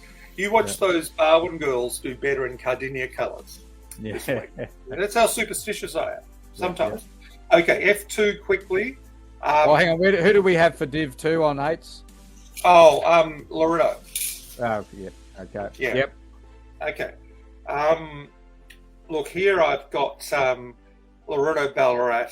Oh, this is dreadfully close. That's right. Loreto Ballarat won States by 2 seconds over Ballarat Clarendon. and they also beat them for memory at the head of the lake, but it was only a slightly bigger margin. So we'll go for Loreto Ballarat. Obviously, nothing to do with the draw there. Now the big. Now we're in Division 1. So just before you go on to Div 1, Alan, can I just say there's been a very, very noticeable absentee. Well, there's sort of two. One much more noticeable. I have not even heard you say the word MLC. Oh, through the whole of tonight. What is going on? Oh no, they're in 75% of those groups. I think you call them the box trifecta. The box trifectas, yeah, but they're in there. Surely, of the magnitude of rowing at that school, there should be, out of how many? I don't know how many events we've just mentioned, but out of all of that, there should be at least one that you're saying the word MLC prominently. Well, I have said a couple of times, a lot of these ones where I've gone for LT, I've got MLC so close. I mean, MLC is going to win some of those events. If you wanted to pick schools that I haven't mentioned much, the big schools that perhaps in juniors and inters aren't that strong this year, St Catherine's. Yep. You've mentioned them once a moment ago, and that was about it. Yeah. Yeah, Genazzano. Yeah. Genazzano. There's some big schools. I mean, Geelong Grammar, I haven't mentioned that much. No. Mind you, they've got a whole year that's not there. But I mean, the big three have dominated more this year than in past years, in my view. Yeah. And really, it's, as I said at the start of this presentation, I mean, those Ballarat schools are really the schools that are causing trouble for the big three more than the other girls' schools. It's kind of interesting. Okay, Divi 1. Yep. Okay, we're on the single sculls. The main event. The main event. This is the main event. Okay. Yeah. All right, so you have to get used to the fact that some of these girls... That sounds so dismissive, Alan. It is a... Well, let me tell you, Binky knows I like the Open Single Sculls Trophy has more names of Olympians or people who have, at the very least, represented this country than any trophy. I imagine it would. I looked at just the photos from last year. Zara's holding that trophy going, Rosie Popper, Rhea Thompson, Katrina Bateman and Sky Frobel, all there. And then, apart from the fact that 3 out of those 4 were coached by one David Orchard as well. So he's had a very, very successful singles thing. But of all the girls that you see rowing 5 years after head of the Schoolgirls, you go through that list of all the single scullers. Yeah. The vast majority of them are still there, and they're there at the highest possible level, even in recent years. If I may name drop a certain Zara Kfouri and Meg Cartwright, who won 2 years ago, have both gone on to make the state team. Not in singles, but in eights. Yeah. So, there's probably 2 things going on there. Firstly, the skill of rowing a single, that's a given. But if you're out there rowing a single, you're seriously committed to your sport. You are so in the zone of what you're out to achieve. That's my view. What you're out to achieve, it makes you a very, very focused athlete. Yeah. I joke when I say it's the main event because they've probably got the least number of parents and supporters out there cheering them on, but they're incredible girls, this field. Agree with all of that. One of the competitors in this single scull event's just joined my rowing group. That's nice, isn't it? I better say something really good about it. Well, I've got my pick for this. All right. Well, do you want to have a go? No. All right. I'll go first, and then you can tear me apart. So there's now 22 entrants. There's been some scratchings. One was a double entry.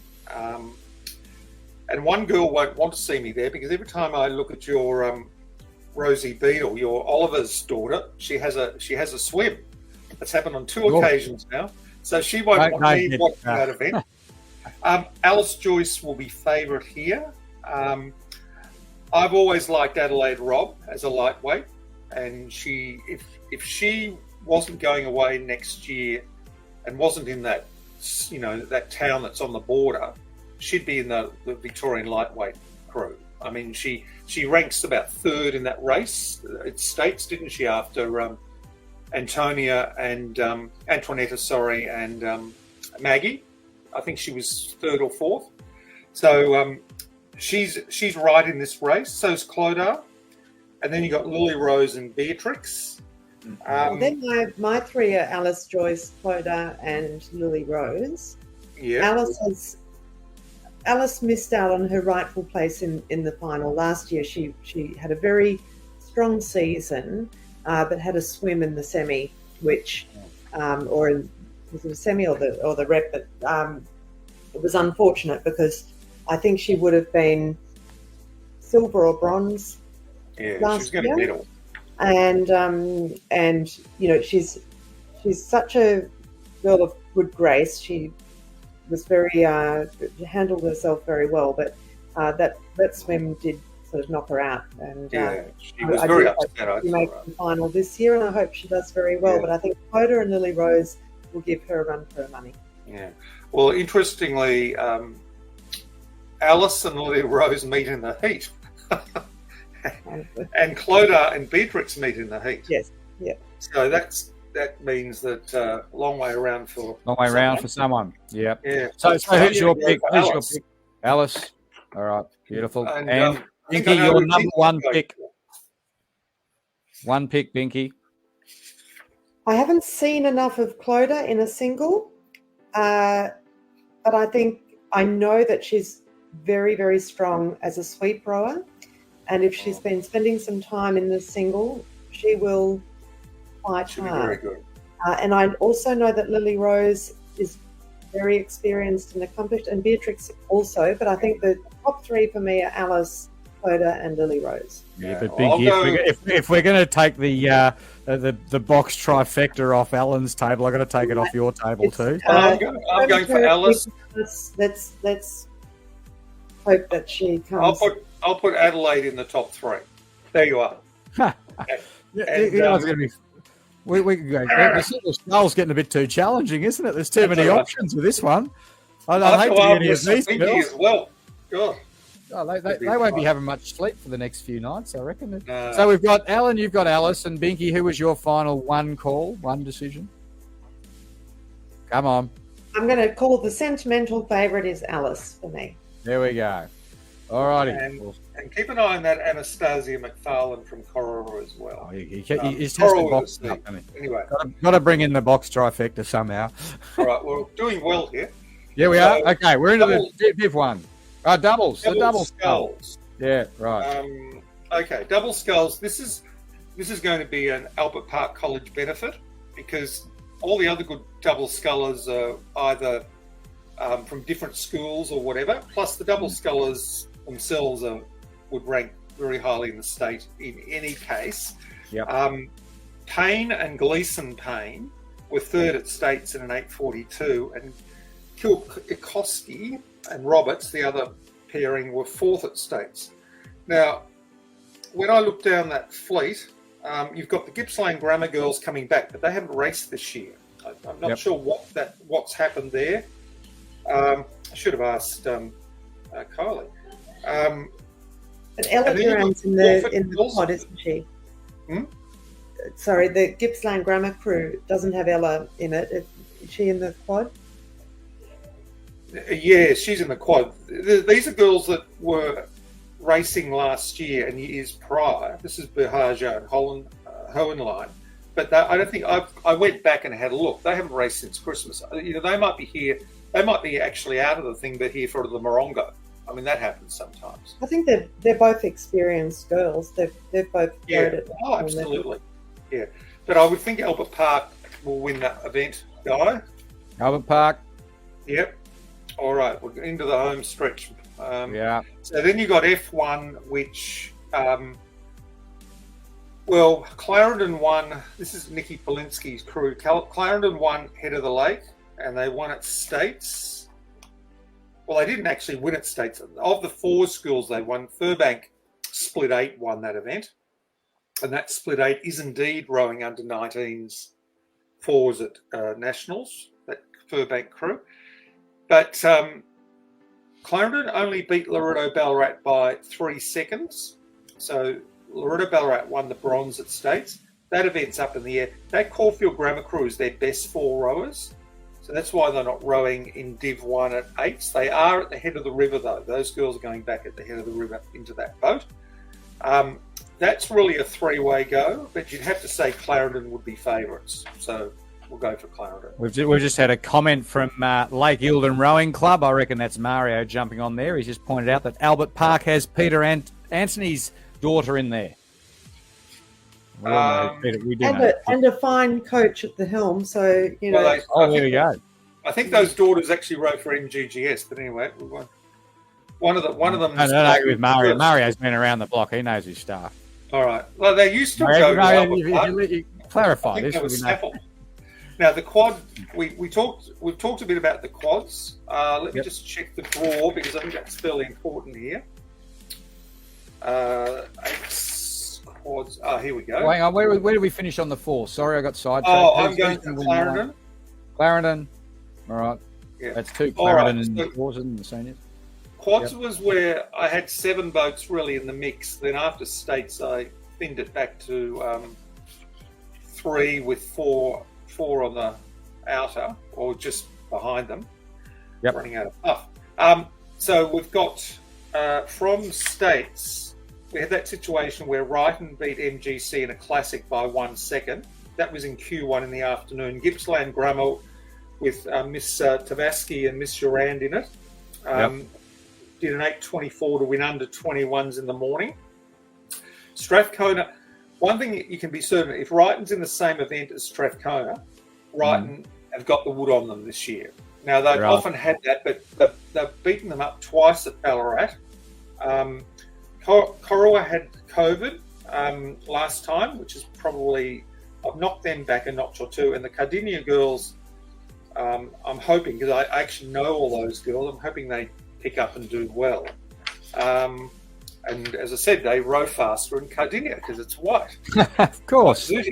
So anyway, I'm getting supercilious now. So Cardinia are in the same heat as MGC, so you'd have to think MGC would be favoured there. Strathcona in the same heat as Coro, a bit more up in the air, but probably Strathy.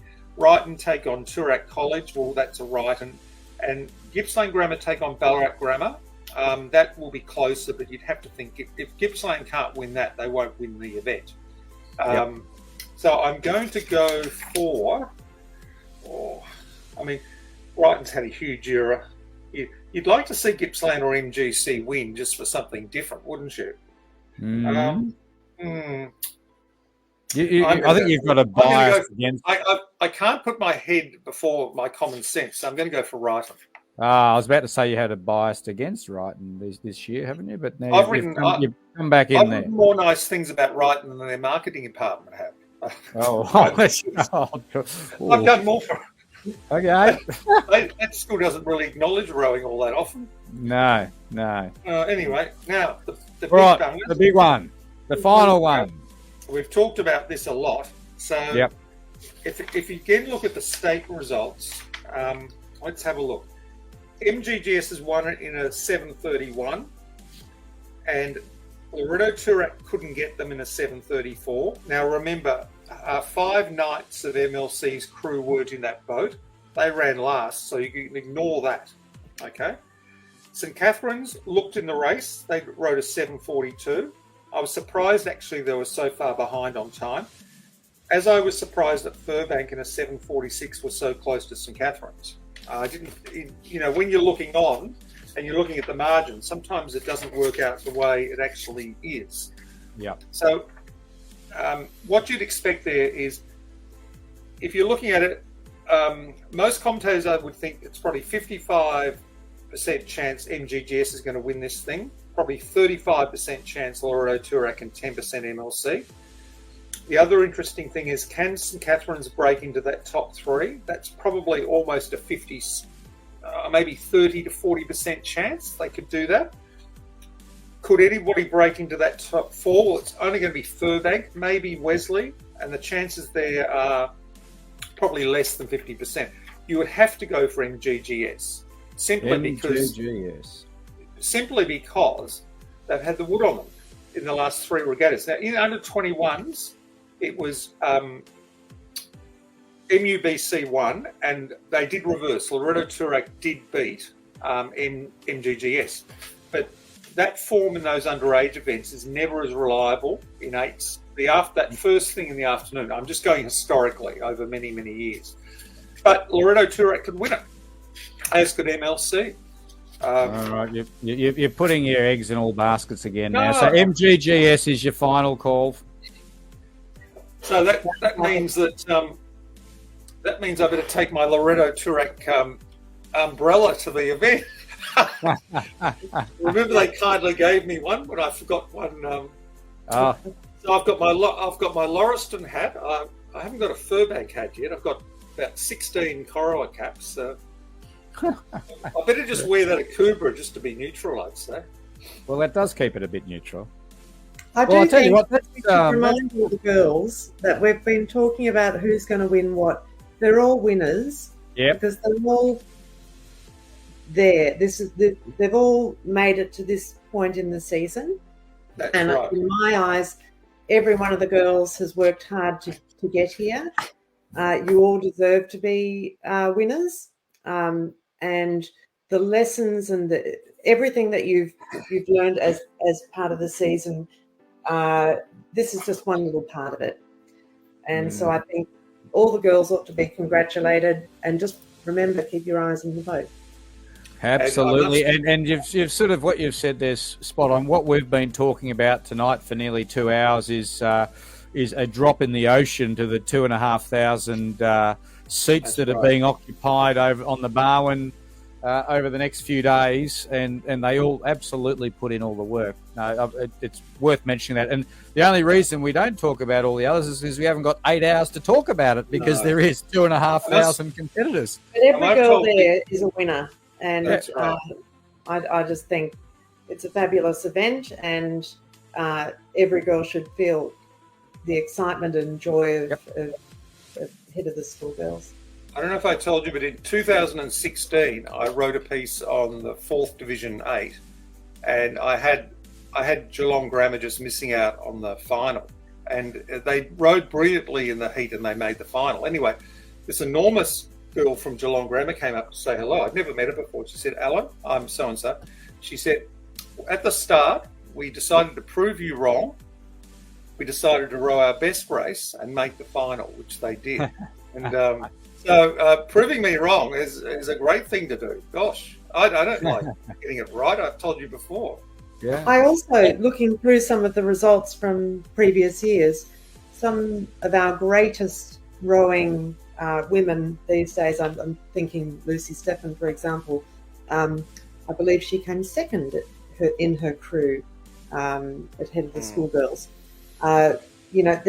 There's life after head of the Schoolgirls, and hopefully a lot of the girls who are competing this weekend will carry on with rowing past school days.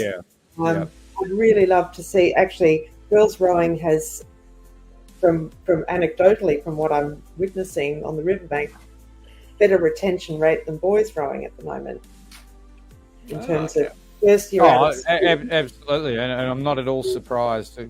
I don't need to keep going on about how much I reckon they do it better.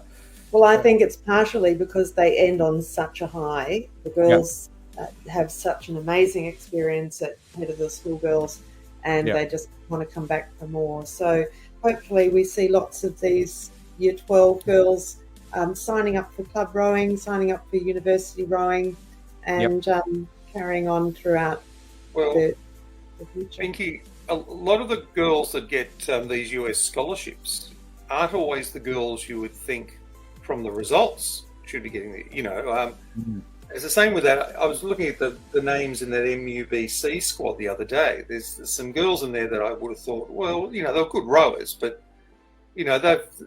often they achieve more after they finish school, don't they? Well, Oh, look, and I think there are some amazing opportunities with the scholarships. A lot of the girls are not on, you can have a 5% scholarship. That's right. The other thing, though, Binky, it is an entry, though, isn't it? Even if it's a 5% scholarships, it's an entry where you won't get one otherwise. But it's not for everyone. And, you know, there are many, many ways to get educationally where you want to go and also in rowing where you want to go. And, you know, you have to choose the pathway that suits you and what your goals are. And there's, scholarships, and there's also scholarships from Melbourne universities as well. In fact, Zara's in one of those programs. So, you know, lots of opportunities out there.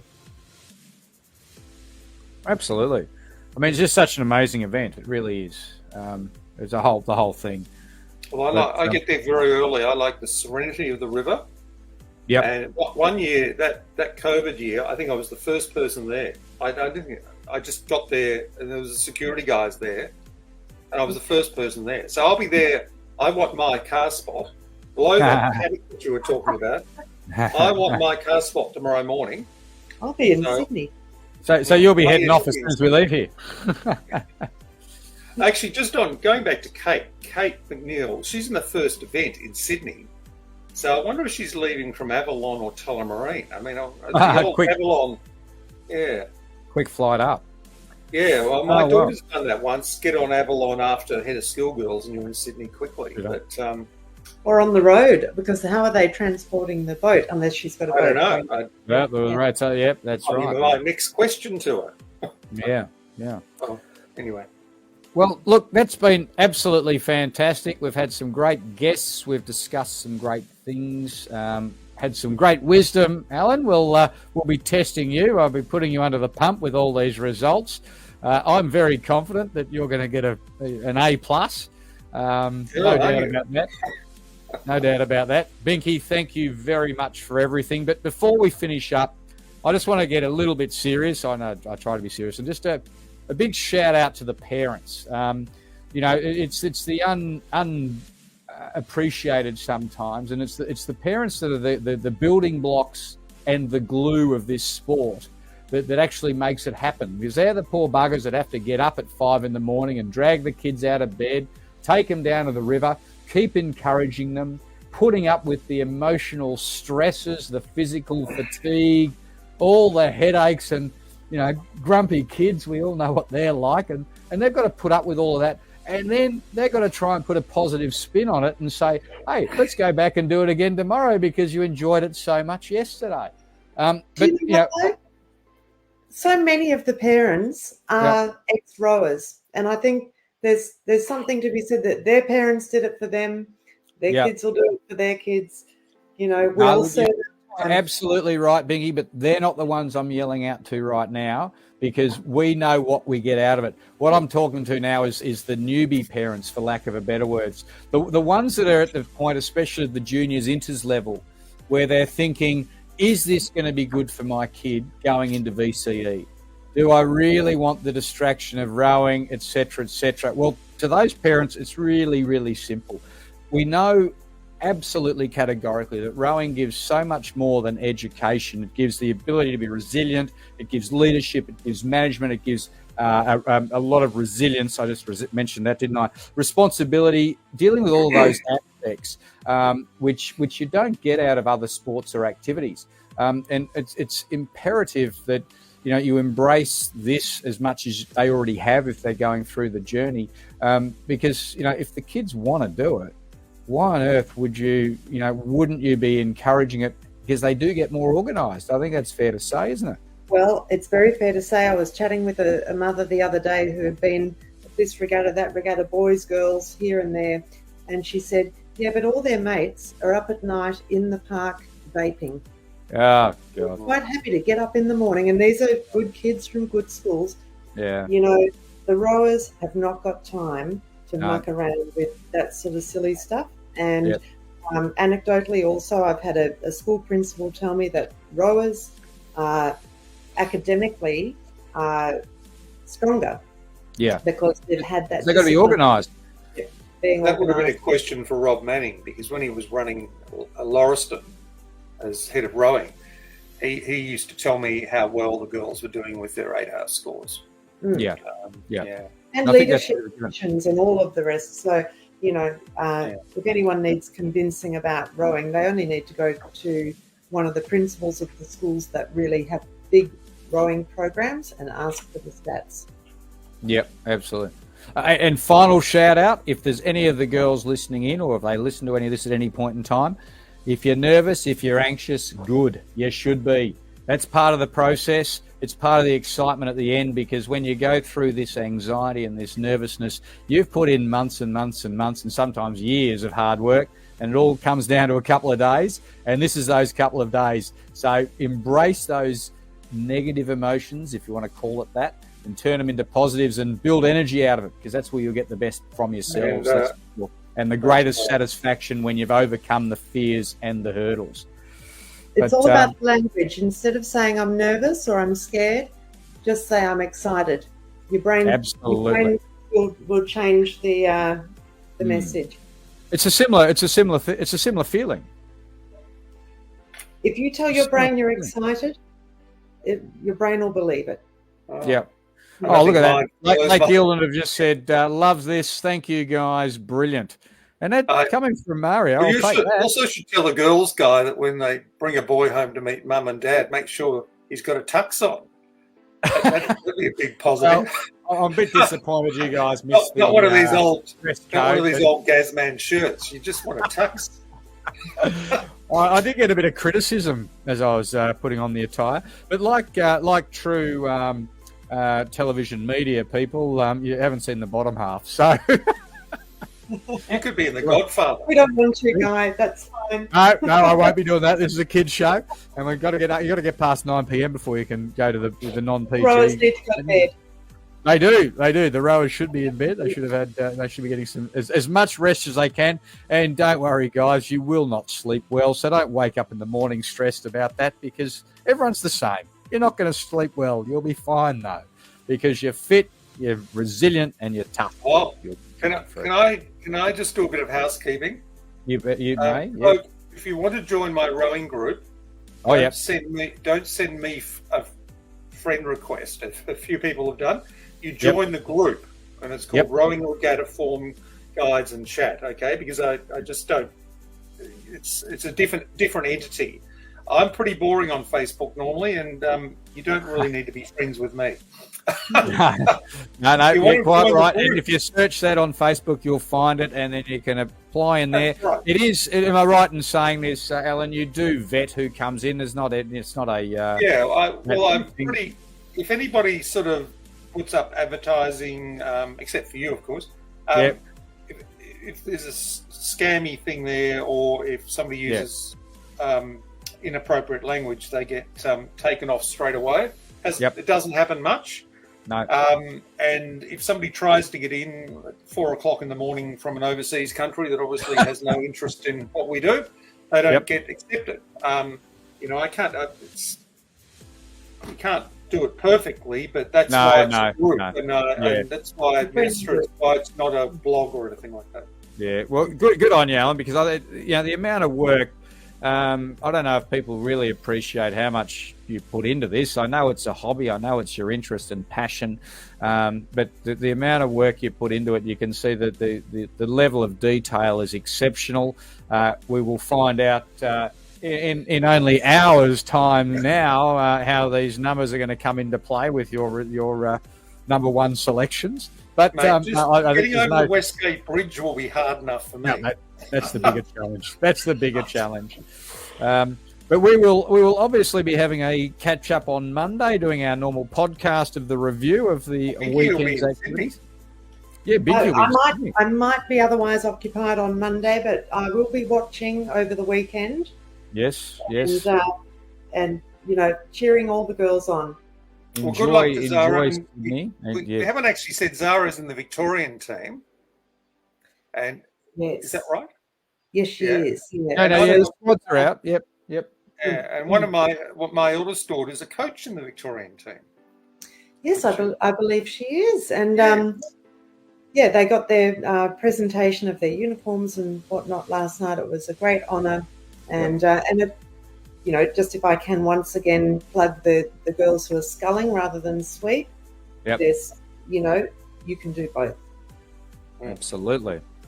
Absolutely. Well, look at that, spot on 9 p.m. I think we've absolutely nailed the brief. It was all my meticulous structure that I had for tonight, that it just fell into place perfectly. You might get a job on 60 Minutes with that tux. Oh, God, Jesus, no, I don't think I want to be upset. Does Jackie know you've got that? Job on 60 Minutes. Yeah, Jackie's in the comments. Yeah, absolutely.